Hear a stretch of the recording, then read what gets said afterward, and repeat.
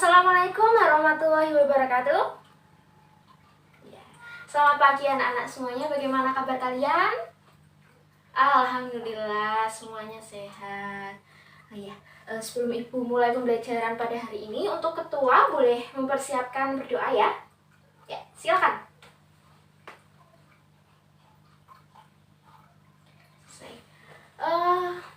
Baik, ibu akan presensi terlebih dahulu. Yang pertama ada Anggita Priswanti Ningtyas. Hadir? Baik, hadir. Fatimatun Nabila? Ya, hadir. Gita Septiani? Ya, hadir.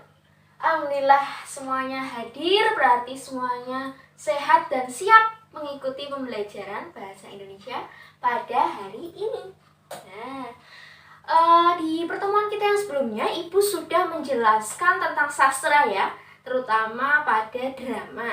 Nah, kali ini Bu, kita akan masuk ke dalam materi tentang surat lamaran pekerjaan. Nah, tentunya kalian tahu ya, apa itu surat lamaran pekerjaan? Iya, betul. Jadi surat lamaran pekerjaan itu surat untuk melamar sebuah pekerjaan di suatu instansi atau pemerintahan. Nah, kalian kan sudah kelas 12 ya. Tentunya nantinya setelah lulus SMA akan bekerja. Entah nanti berkuliah terlebih dahulu lalu bekerja ya. Tetapi setidaknya kalian sudah punya bekal untuk menyusun surat lamaran pekerjaan yang baik dan benar. Nah, Ibu langsung saja ya berikan tugas kepada kalian. Coba kalian membentuk 5 kelompok.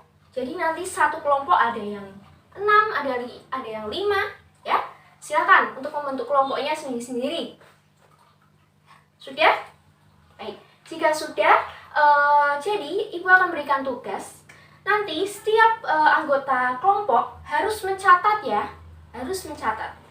Nah, jadi apa itu tugas kalian? Tugas kalian yang pertama adalah mencari unsur-unsur kebahasaan surat lamaran pekerjaan. Yang kedua, mencari sistematika penulisan surat lamaran pekerjaan. Ya. Ibu akan beri waktu 30 menit dari sekarang. Silakan. Kalian boleh mengambil di internet, kalian boleh mengambil di buku, silakan. Nanti Ibu akan ada beberapa kelompok yang Ibu pilih untuk mempresentasikan di depan. Begitu? Iya. Silakan bisa dimulai. Karena waktunya sudah 30 menit, untuk kelompok yang Ibu tunjuk, silakan untuk maju ke depan mempresentasikan. Nah, untuk kelompok lain, menyimak, dan apabila ada informasi yang berbeda dari kelompok lain, kalian boleh mencatat, menambahkan di catatan kalian.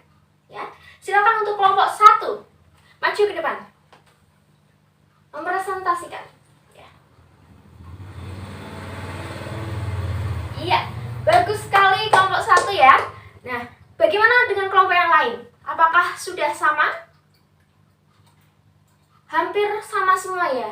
Oh, ada yang berbeda. Kelompok berapa? 3. Silakan maju ke depan. Kalian jelaskan apa yang membuat kalian berbeda dengan kelompok-kelompok lainnya. Silakan kelompok 3. Iya, bagus sekali kelompok 3.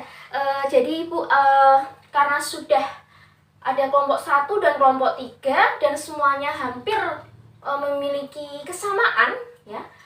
Ibu akan meluruskan dan menjelaskan saja, menambahi yang kurang ya, menambahi yang kurang. Jadi apa yang sudah kalian temukan itu sudah bagus, sudah betul. Nah, tapi Ibu akan menjelaskan jauh lebih detail, dan apabila ada yang kurang kalian boleh mencatatnya. Nah, yang pertama itu ada unsur-unsur kebahasaan dari surat lamaran pekerjaan. Ibu akan ringkas bahwa unsur-unsur itu yang harus kita perhatikan itu terbagi menjadi 4. Yang pertama adalah pekerjaan itu adalah surat resmi atau surat formal. Tetapi yang membedakannya dengan surat formal, surat lamaran pekerjaan ini tidak memiliki kop surat. Ya. Yang kedua, menggunakan bahasa yang baik dan benar. Bahasa yang baik tentunya bahasa yang sopan, singkat, jelas, informatif, dan tidak bertele-tele. Ya. Nah, lalu penggunaan bahasa yang benar bagaimana, Bu? Nah, penggunaan bahasa yang benar berarti penulisan di dalam surat lamaran pekerjaan harus sesuai dengan PUEB atau Pedoman Umum Ejaan Bahasa Indonesia. Ya, baik itu dari penulisan huruf kapital nama tempat, lalu penulisan tanda baca. Nah, itu harus diperhatikan. Yang ketiga, maksud atau isi tujuan surat jelas. Nah, karena ini kita ingin menyusun surat lamaran pekerjaan, berarti isinya tentang kemampuan kita sebagai seorang pelamar. Lalu jabatan apa yang kita inginkan di dalam lamaran pekerjaan tersebut. Begitu ya. Nah, yang keempat, di dalam kalimat penutup berisi kalimat permohonan. Nah, kalimat permohonan ini adalah harapan kalian sebagai pelamar kepada sebuah instansi yang kalian lamar. Nah, yang keempat ini akan dijelaskan di sistematika penulisan surat. Nah, kita masuk ke sistematika penulisan surat. Coba Ibu membuat apa ini? Nah, ini Ibu membuat media. Nah, jadi di sistematika penulisan surat itu yang pertama, kalian tadi sudah mencari kan ya? Coba kalian bisa cocokkan. Yang pertama itu ada tempat dan tanggal surat. Ya. Yang kedua ada perihal. Yang ketiga ada lampiran. Yang keempat ada alamat surat. Yang kelima ada salam pembuka. Yang keenam ada alinea pembuka. Yang ketujuh ada isi. Isi itu meliputi 3 hal. Yang pertama identitas diri. Yang kedua maksud dan tujuan surat. Yang ketiga lampiran berkas. Selanjutnya yang ke-8 ada penutup, yang ke-9 ada salam penutup, dan yang ke-10 ada tanda tangan dan nama terang. Nah, itulah sistematika penulisan surat lamaran pekerjaan.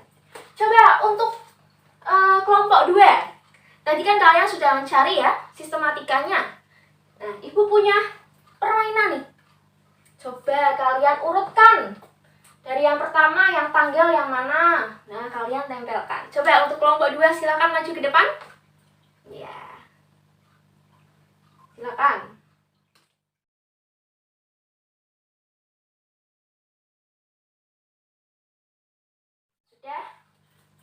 Sudah tersusun seperti ini. Ya. Sudah betul ya? Yang pertama, saya akan jelaskan satu-satu. Yang pertama ada tempat dan tanggal surat. Tempat dan tanggal surat misalnya ada nih, Pekalongan, 13 Juni 2021. Nah, Pekalongan itu jangan lupa kalian harus tuliskan dengan huruf kapital, ya. Lalu koma baru tanggal.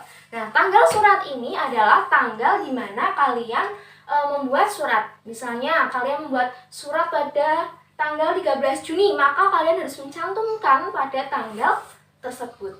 Yang kedua, ada perihal. Perihal ini karena kita sedang akan membuat surat lamaran pekerjaan, tentunya perihalnya pun berisi tentang permohonan lamaran pekerjaan. Lalu yang ketiga ada lampiran. Nah, lampiran ini berisi 6 lembar. Maksudnya bagaimana? Lampiran ini maksudnya adalah berkas apa saja yang akan kalian lampirkan sebagai media pendukung untuk surat lamaran pekerjaan. Misalnya, ada fotokopi ijazah, ada fotokopi sertifikat. Nah, itu ada berapa lembar? Kalian boleh cantumkan. Misalnya ada 3 lembar, berarti kalian harus cantumkan 3 lembar. Selanjutnya, ada alamat tujuan. Nah, pada alamat tujuan, kita tidak boleh memakai kata kepada. Kita harus memakai kata yang terhormat. Lalu, siapa? Misalnya di sini general manager. Lalu perusahaannya apa? Nah, kita juga harus melengkapi alamatnya.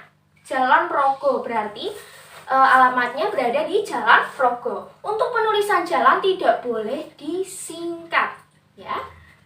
Jangan lupa juga untuk huruf awal itu harus menggunakan huruf kapital. Selanjutnya, yang kelima tadi ada salam pembuka ya.